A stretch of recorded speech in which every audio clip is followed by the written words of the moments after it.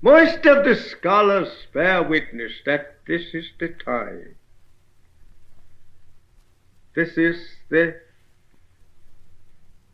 factual year. And we all expect it to take place. Today, as you see, there is no peace wanted from this people, this race of people called white race or Caucasian. And a guest, and maybe he could help me to convey a message to you. He's my friend. I like him a lot, and I'm going to tell you why I brought him in and why I think he's important to the future of you learning about the Honorable Elijah Muhammad. And his name is Yosef bin Asiel Israel. Salam alaikum. Wa alaikum salam, sir. Assalamu alaikum. Welcome back to another installment of Know Thyself Radio Show, where we make it our business, our duty, our responsibility to give you nothing but the teachings of the most honorable Elijah Muhammad. And we thank that great one who was amongst us for 44 prolific years. But we must thank the one who taught him, who impregnated him with a knowledge of self, the knowledge of God, and the knowledge of the devil. So we are so proud to proclaim that Allah appeared in the person of Master Farad Muhammad, to whom righteous and holy praise is forever due.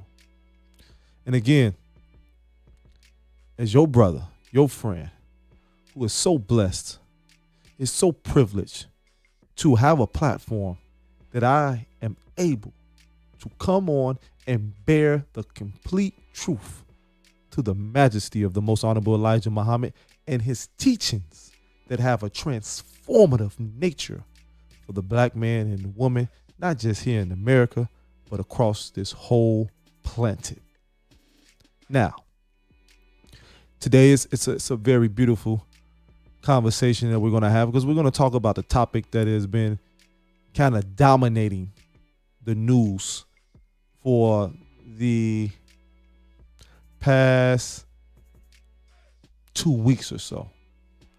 And that is how athletes and entertainers have been painted and depicted as anti-Semites. Now, not just any athletes, not just any entertainers, but our brothers, our sisters, black men in particular, who have a consciousness and an affinity for their people, even though they may not be totally equipped to handle certain subject matters from a historical and spiritual analyses.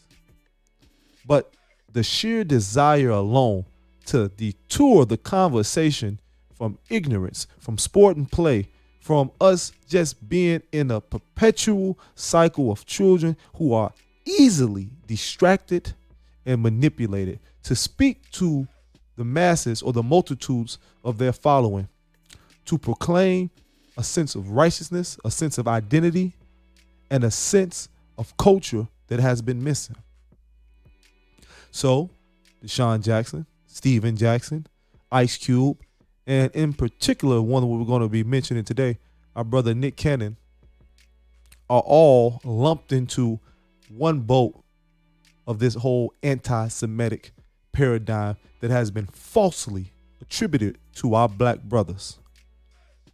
Now, before I go any further, the most honorable Elijah Muhammad teaches us that the true children of Israel from the scripture is talking about the black man and woman here in America, because there is no other people who better and more appropriately fit the description which is outlined in Torah about a people who were under the yoke of their oppressors for 400 plus years, who would come out with great substance, who were brought to this strange land under a strange oppressor, who taught them strange things in ships than the black men and women who reside here in America and throughout the diaspora. But somehow, some way, not just somehow, some way, but strategically done, intelligently, even though it's wicked intelligence, been co-opted by Euro Gentiles, by white supremacists, by Satan. Now, here we go again. Talk that hate speech. Again, the most honorable Elijah Muhammad teaches us that the white man, his women, his children are nothing more than a race of devils, that they are the grafted people of Yaqub who were to have a limited rule on this planet, but their time is up. But we know that warfare is based on deception, meaning that it is imperative for the adversaries of truth, for the devil, the liar himself, the great murderer himself, to put into context lies and make them be accepted as truth. So because of it's a position to define and to be able to use his media to repetitively put out certain narratives, we succumb to it, especially when you've been stripped of land, language, and culture. You've been stripped of your God, your moral ways, your folk ways. Everything that makes you, you're susceptible to fall for any lie and deception. And so because Europeans, even though the most honorable Elijah Muhammad teaches us that he's not going to categorize the devil, they all the devil. But we're going to talk about Jewish people, European Jews in particular, and how they have been just as insidious, in some cases more diabolical, than the very European, Anglo-Saxon, Christian, and Protestant that is attributed to our slavery here in the hells of North America. So as I see the Jewish community come out en masse to try to castigate, to try to demonize our brothers, Nick Cannon in particular, since he was the last one, and made him capitulate for saying so-called anti-Semitic remarks.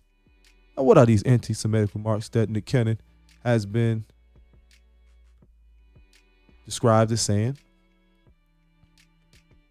Nobody can really pinpoint exactly which part was anti-Semitic, because he said, hey, in this conversation that he had on his podcast, Cannon's Class, which is available on YouTube, he was interviewing Professor Griff, who was a former member of Public Enemy, who was the intellect and scholar of the group, who did a lot of research, studied the teachings of the Nation of Islam, the most honorable Elijah Muhammad, and were one of the first people to have a copy that the Nation of Islam's research team did in the late 80s, early 90s, the secret relationship between blacks and Jews that, to a T, through the omission of other European Jews, admitted to their involvement in chattel slavery, the transatlantic slave trade, and the roles that they performed. Again, there is no distinction with the devil, whether he calls himself a Jew, Christian, Muslim, whatever. Because every time that any ethnic group or religious group has the capacity to control, subjugate, oppress the original people of God, the original inhabitants of this planet, the black man and woman, they do so proudly, and they do it to a certain extent somewhat successfully. Because everybody sees you as a victim. Everybody knows really once you regain your consciousness, your identity, your self-worth, that you will be again at the head of the planet. That's not emotionalism. That's not me talking conjecture. That's just reality. You're the original, so you're the best by nature. But due to your disconnect from truth, you have been relegated to the beast of the field. So they're able to come on and have certain conversations and proclaim to the world that, hey, Nick Cannon said that black people can't be anti-Semitic because we're the original Jews. We can't be anti ourselves. Did he lie? Did he tell a farce? Did he give us something that was inaccurate, that was not true? Let's look at the definition of Semitic. Now let's look at this. Relating to or denoting a family of languages that include Hebrew, Arabic, and Aramaic, and certain languages such as Phoenician. Listen to this now. Constituting the main subgroup of the Afro-Asiatic family. That is the definition for Semitic. Second definition, relating to people who speak Semitic languages, especially Hebrew and Arabic. So now, based on that definition, which is a definition that's in their dictionaries, one that they have written and devised the meaning for, they don't fit the description, European Jews, of speaking or being Semitic. And the only one they do fit is if they speak that language. So anybody who can speak Hebrew and or Arabic can be a Semite. Now, if you're looking at it from scriptorial reference, a Shemite, which is the son of Noah, which they say is derived or what begat the Semitic people, you're looking at black people still. Because it is fact that if Noah lived in the region that we call Northeast Africa or Asia, that he was a man that had melanin, that had hue, that was black. And his wife was as well. So guess what type of children they produced? Black children. So again, you cannot continue to be compromised by people who are not just overtly trying to oppress you and suppress the truth, but are just blatant liars and having you feel crazy, having you feel at odds with yourself and with your community for speaking truth. Now you're trying to operate on a premise that has you diametrically opposed with reality, because you know what you're speaking is truth. You know that it's factual. You know it's just common sense. And then somebody else says, well, you can't say that. You don't have the right to say that. And in matter of fact, not only do you not have the right to say that, you have to apologize. You have to do all of these things to get back in our good graces. And maybe then we'll throw you some crumbs. This is how they do our black entertainers. This is how they do the supposed best amongst us. The affluent, the influential. You've been relegated to a slave because of our ignorance and our ignorance of the reality of how we must separate, how we must come up out of her and put ourselves in a position that we can truly practice freedom. We keep thinking that the only way through or out is through their system. Therefore, since they write our checks, because our brother Nick Cannon, who was removed from his own show, which is called Nick Cannon Presents Wild and Out, which is his intellectual property. But since it's on the syndicated programming of Viacom, which is owned by white Jews, let me tell you that first. Deshaun Jackson, who plays for the Philadelphia Eagles, who are also demonized and had to apologize. Guess who owns the Eagles? European white Jew. It's a little personal. So these guys ain't talking from a position of conjecture. They're talking from their own personal experience. But I digress. You have, because of our inability to do for self, have to capitulate to their wills and their demands, even if it's based on truth. What you're saying. Now again, why is that so important? Because not only does it create a psychosis in the young people who are watching Nick Cannon, who might have been inspired by these athletes and entertainers, and I want to also say that this is why we can't let our entertainers be our spokesman. Let our athletes be our spokesperson, because they are intimately connecting to the very reality that must be brought down. And sometimes, most of the times, not all the time, that they are going to compromise due to the fact that they don't want to lose whatever position they feel they have worked their life to get to, even if it is in the position of a high-paid slave.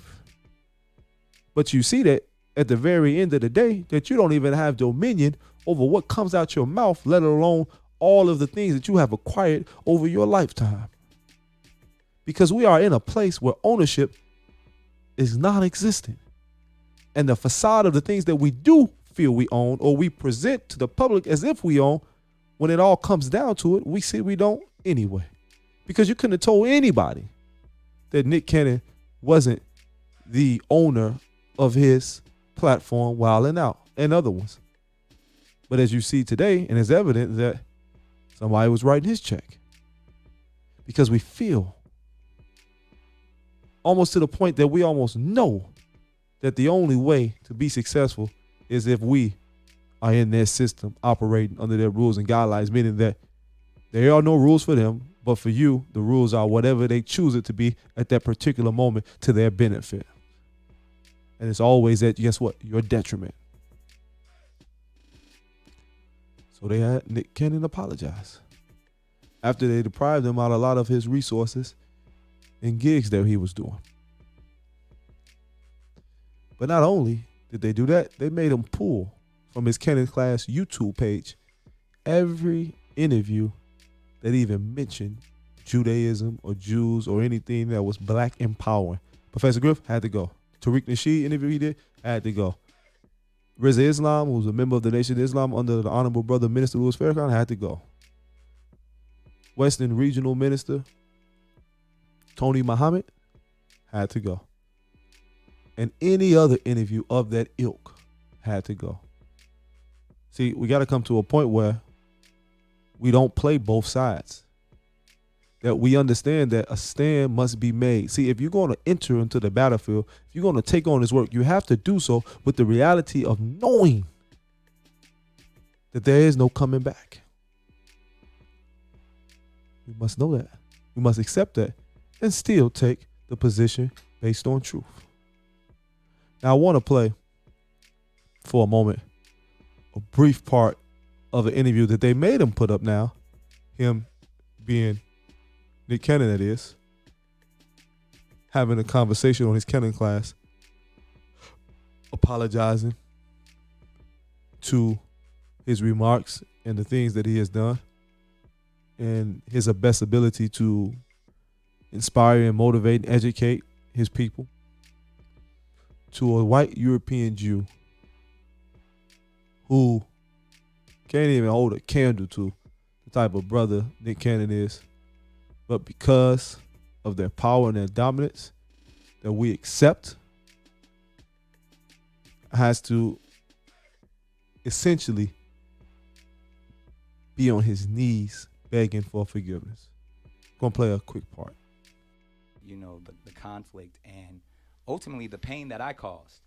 And I said it a few times. I've offered up, and I know it's actually Hebrew scripture, to ask for forgiveness once, twice, 3 times, Right. and then they have to forgive you. That's correct. So the Talmud, you know, the Talmud, which you have to forgive me. Often gets Rabbi. a bad rap from certain people, but the Talmud says the way it works. So it is a must that you forgive me. But in all sincerity, because I actually don't like apologies, because I feel like apologies are empty.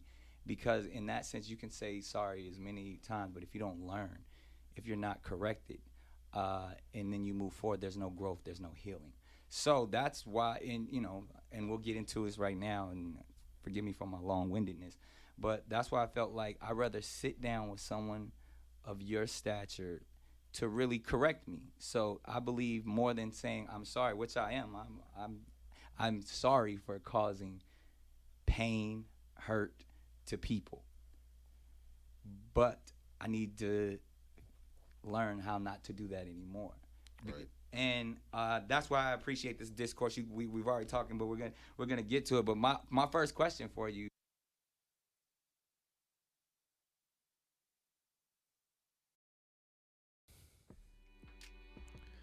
This is a prime example of how, again, if you don't have, and again, I'm not being disparaging to my brother Nick. I want to give this disclaimer. That's my brother. I'm with him. But when you don't have truth inside of your very being, when it's not in your heart, when you don't equip yourself with the necessary knowledge and information to empower you, when you speak that truth, to defend it at all costs, and to know the enemy in which you are dealing with.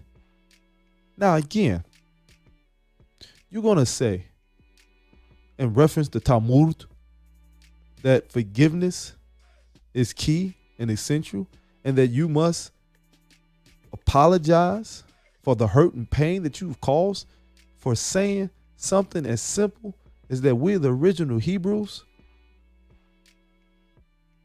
And white people, Jewish people in particular, have up until this very second played into the killing, the murder, the dismantling, the thwarting of our resources, economic deprivation throughout this planet as it relates to black people, that has physically, mentally, emotionally, and spiritually taken the lives of our people and thrown off generations.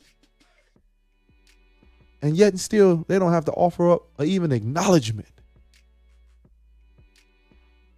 An acknowledgement. From the inception of this country, Jews were intricately involved in the slave trading process. Read the book, The Secret Relationships Between Blacks and Jews. You will see that all major trade auctioneers were Jewish. That when Wall Street was first established, the first commodity that was traded on it was human life. You and I, black men and women, which was established by Jewish merchants.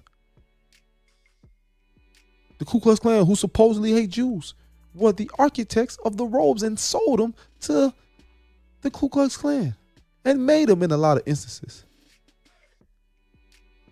Or owned the factories that did make them, the warehouses that did make them. Hell, the Confederate Army during the Civil War, some of the major Confederate generals in hierarchy, well, guess what? Jewish people. And we can go on and on and on. Nick Cannon, you or your people have never had any mission, war, fight against Jewish people. Hell, when Hitler in World War II, the supposed extermination of Jews, you helped and fought on their behalf.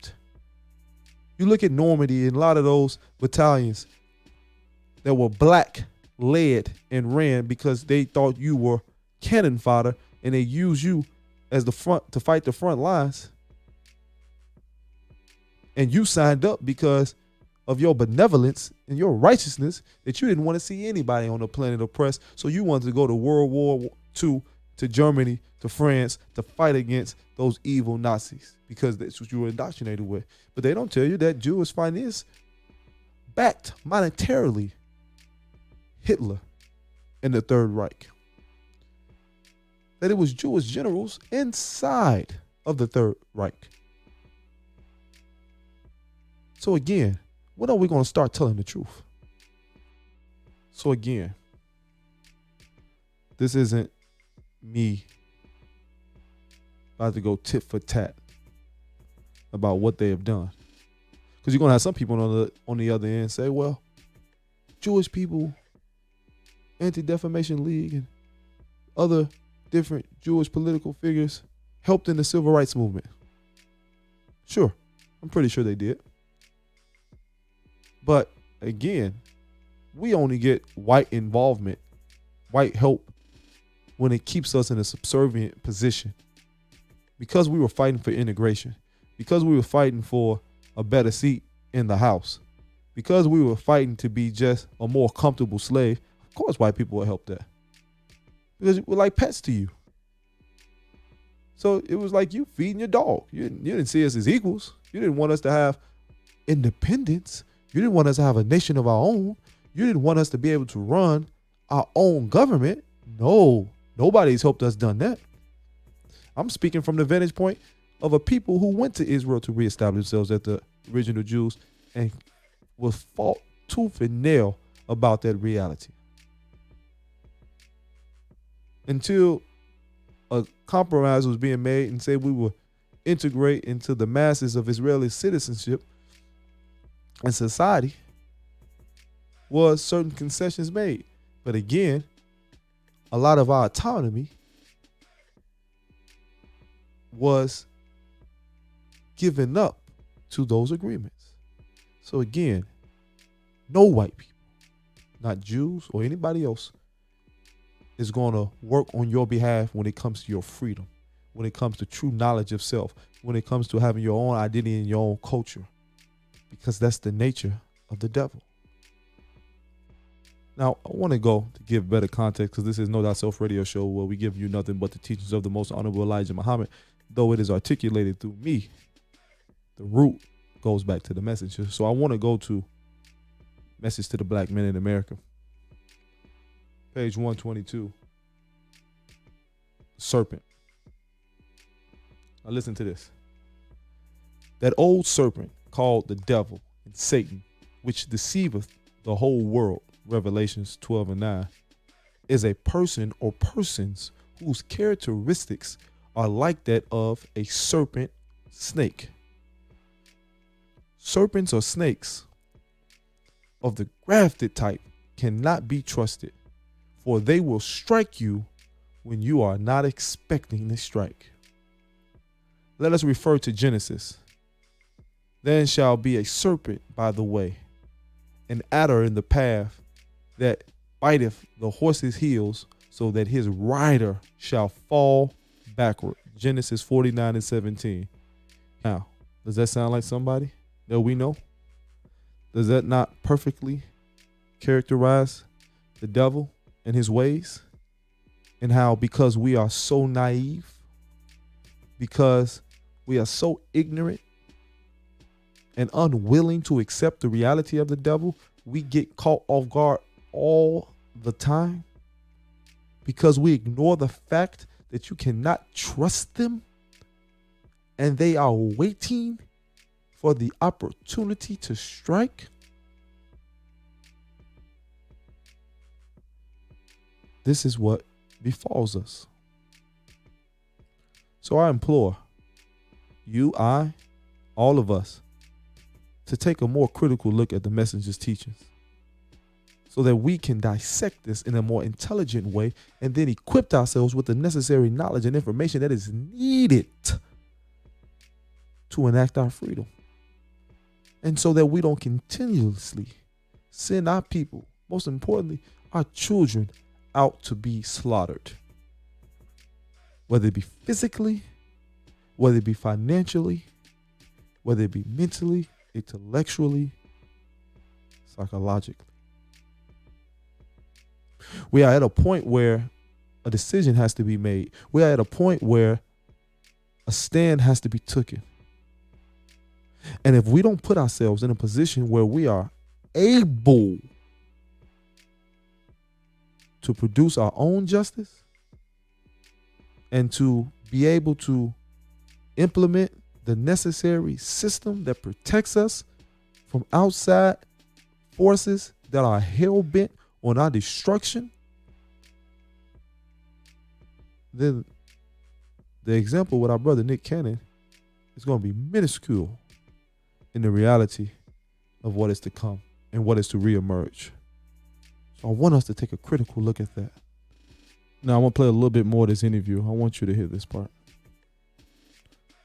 Focus is not exclusive, but Maine is dealing with anti-Semitism, which unfortunately, even before the pandemic and everything else that's happened since, we were having major violent attacks against New York Jews on the streets of New York and New Jersey, in the last couple of months. So we took the name, or we got the name of a living legend when he was still alive. His name is Simon Wiesenthal, the great Nazi hunter, man who resurrected justice. That you actually knew personally. I had the honor to know for almost 3 decades. And You know, someone who came from a group, the survivors of the Nazi Holocaust, 6 million Jews, he lost 89 members of his family. Wow. He was too weak to stand when the American troops in Mauthausen came. He was weighed 90 pounds. Wow. You know, if I don't like talking about victimhood and victimization, but if there was ever a group of people who had the moral right to say the world is horrible, they knew what was going on, they did nothing, it was the people who stumbled out of those camps. And amazingly, people like Wiesenthal and the other. I wanted to play that part because Nick Cannon is a black man who lived in America, though he's had somewhat of success in America. He is no one that is ignorant or unaware of the realities that has historically faced our people and that we presently face. And for him to say, or to allow the Cannon it is, that white rabbi to say that if any people have the authority to speak on hurt and pain, who have experienced the trauma that equips them or qualifies them to talk about how evil the world is, it is the European Jews that came out of the concentration camps. Now, this is what I mean when I'm talking about if you don't have the ability to stand or defend truth, that it's best that you leave it to those who are more qualified. Now, not to neglect nor negate the reality of the trauma that is experienced during that reality, but to say that that small limited time that those Jews experienced that reality pales in comparison, makes them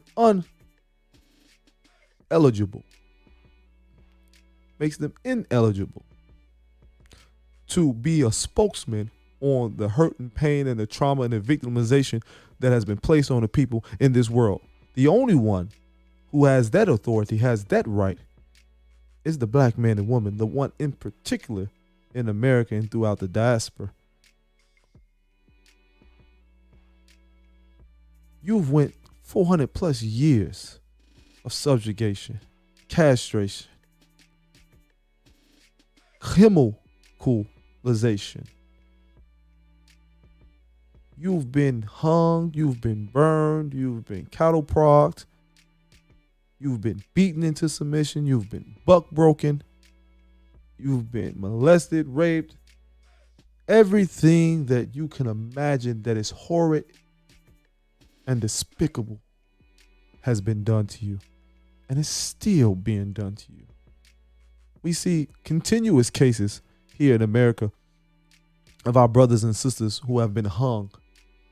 In 2020, we see continuous examples of the so-called law enforcement officers who go out and murder our brothers and sisters with prejudice.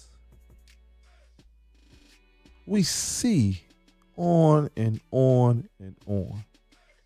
So again, this isn't going tit for tat, but for that white man to say that, for him and his people supposedly to be those who participated and benefited directly from that, to have the nerve, the audacity to say that to a black man who's living in America, who you at this present moment are showing that he has no power. You just a rabbi, which it has its merit, but again, he has to apologize to you. You're not a leader of a people. You're not a this or this or this. There's another white man who said, hey, me being white and being Jewish and the organizational structure that backs me, the code that we operate on, I'm your master today. And I have the right to say whether you're forgiven or not. Proves the inadequacies, the discrepancies with his statement. It proves because I don't see white men going to no black men, begging for their apology, doing a public tour, press release, trying to rectify all of the harm physically, as well as financially, as well as emotionally, as well as socially, that has been inflicted on our people. From the day we landed on these shores, matter of fact, from the day we interacted with you first, up until this present moment, and if you had it your way, into perpetuity.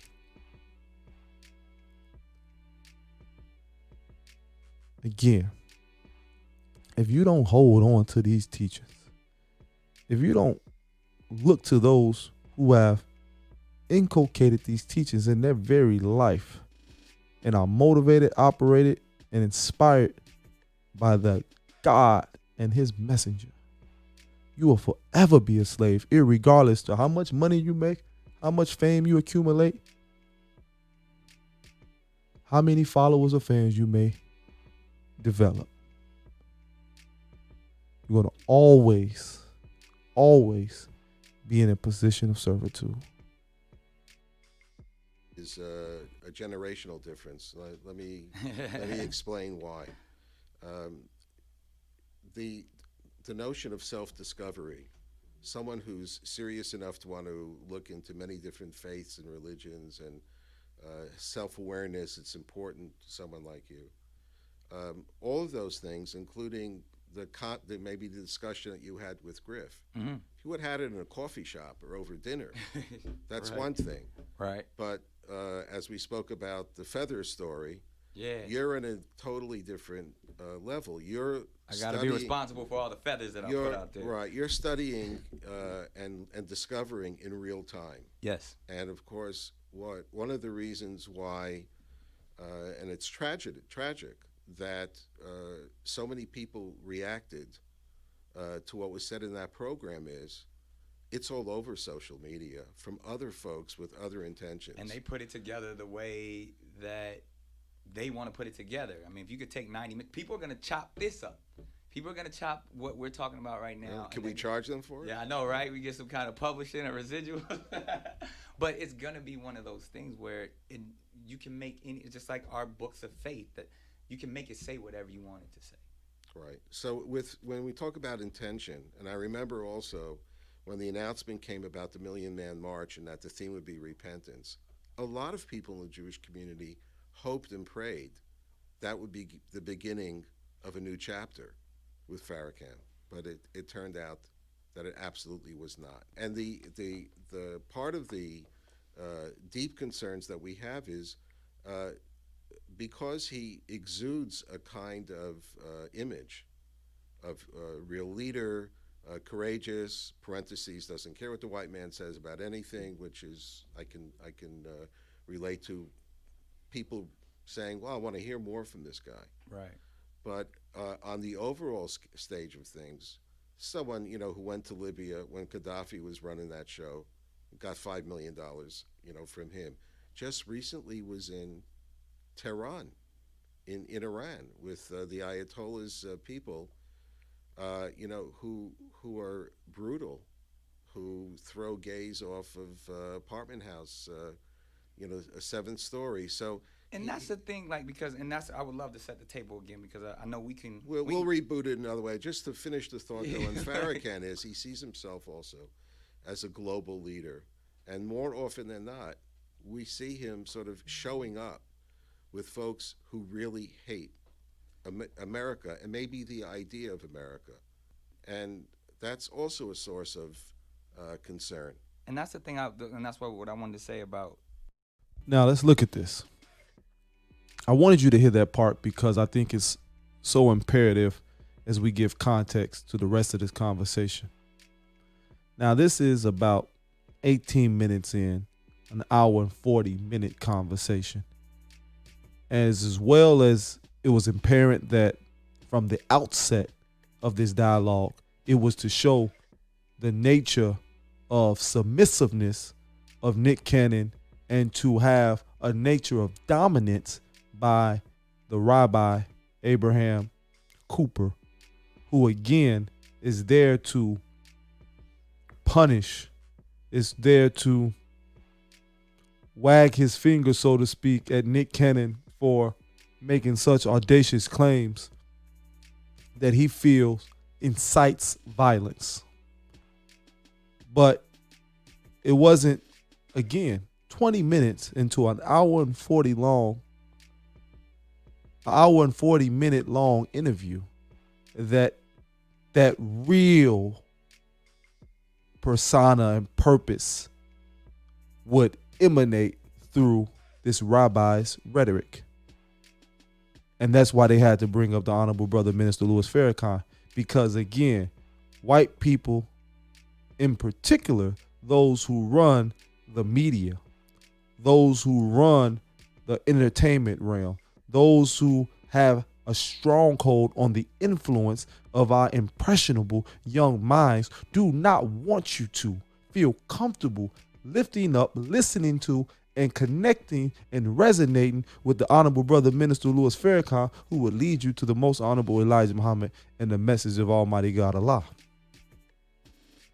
So again, you are demonizing and characterizing Nick Cannon as one who's perpetuating hate speech, though your people, matter of fact, the one who you had named your tolerance museum after, Simon Wiesenthal, was, with you on a mission, a Nazi hunter, which means a Nazi killer.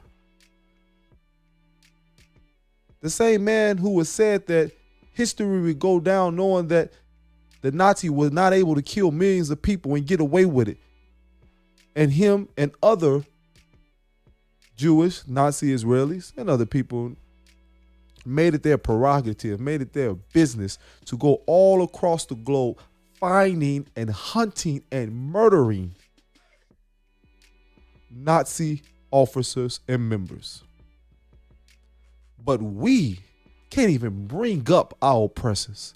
We can't even talk to the realities of how Jewish people participated and were active participants, not just in our enslavement, not just in the selling and the auctioning of our people, not just in the lynching, just not in the economic deprivation, but to this very moment reap benefits from black community, but yet and still do not put back into nothing that benefits our people. And would go even farther to say that it is intelligent of us to disconnect from those who actually want to see us do well, who actually are putting forth a program, putting forth a position, putting forth an image that black men in particular should aspire to, and that's the Honorable Brother Minister Louis Farrakhan.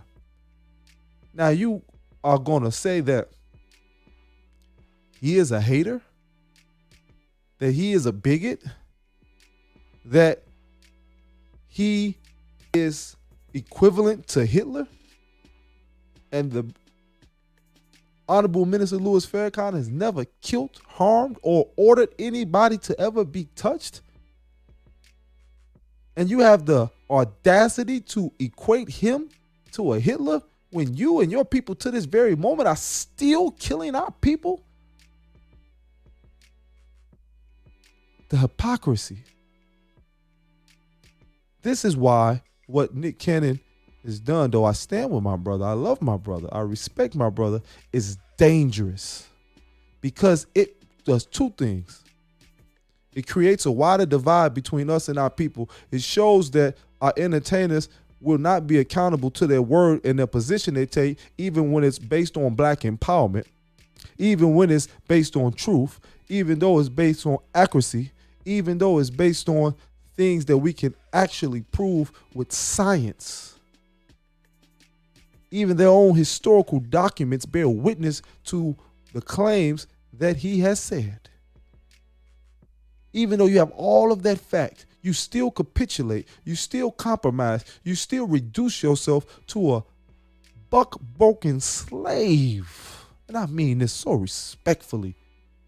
And allow him to come on and try to put into a box with all of the harsh labels you can possibly put on a man, one of the few great brothers and leaders that we have in our black community, a representative of the greatest black man, the most honorable Elijah Muhammad. And you don't run him out of there. As soon, even if you thought you was playing chess, quote unquote, even if you thought you were playing the game and you were going to take a more passive position to ensure the long game, so to speak. When he came on that public platform and spoke ill of the minister, he speaks, like I said, it's an hour and 40 minutes. I only went through the first 19 minutes. He comes back on and on, reiterating that whole narrative that Farrakhan is a bigot and a hater and an anti-Semite. Should have ran him out of there. He even was so disrespectful to say that, well, yes, the problem with your conversation is if you would have had it in a bar somewhere, in a lounge, in a cafe, when it's just you two or the dinner table, it would have been okay. But you can't come on public platforms and you have the ability to reach hundreds of thousands of impressionable black people in particular, and you speak in truth. No. That's not the order of the day. No, we didn't put you in this position to enlighten, to educate, to edify your people. We put you in this position to keep them docile, to keep them distracted, to keep them in a perpetual state of servitude and ignorance. So how dare you come on and try to educate and then bring on other people who are even more qualified to educate and give credence to the points that you are making. So again, we can't allow that type of behavior to be accepted in our community. That's why we have to, if we're going to have brothers take that position, you got to let them know, if you're going to take this position, you can't capitulate. You can't compromise. We got your back. We stand with you, which brothers and sisters did after the initial statement. And we riding with Nick. And guess what? We got to ride with those who we employ, because we got to take that into consideration as well. Most importantly, we got to ride for each other, meaning we have to be accountable for one another. We have to be willing to work with one another. We have to be willing to love one another and care for one another and protect one another and not be at odds, because we see that with all that is going on, with the energy that is permeating throughout the planet, when we have, again, the spirit of revolution and evolution, when we need the teachings of the most honorable Elijah Muhammad more than ever, we cannot let the enemy, whether he's Christian, whether he's Jewish, whether he's homosexual, whatever, come in, divide, and redirect the narrative to something that is immaterial and unproductive to our freedom. And so again, I'm not going to go any further. I'm going to end on this. If we, those who are qualified, especially those who have these teachers, don't be on the forefront and fight lies and deceptions with truth, and stand on the square in which we have been taught, exact and correct, and show and prove with our lives, we're going to continue to be in a cycle where we see a little progress, but then for every 2 steps we make, we push back 8 or 9. There is no way for people not to just obtain their freedom, but they're able to preserve it so that their progeny can be the benefactors, can be the recipients of that toil, sacrifice, and hard and long suffering. Again, what example are we setting? Because at the very least, brother, you have to represent manhood. Black men have to be men again. That means you have to stay and be fundamentally rooted in your position, in particularly and especially when you know that you are speaking truth. Because there is no more time that can be wasted, squandered, or given to placating or pacifist type of persona. We cannot at any given moment speak and it not be true.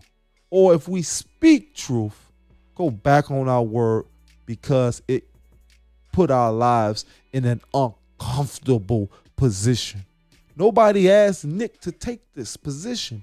Nobody asked Brother Nick to be a voice for black advocacy. Nobody asked Nick to stand on a position of black empower. We appreciate you, brother, but you have a responsibility once you take that leap, once you cross that threshold, to stick to your guns and stay to your word.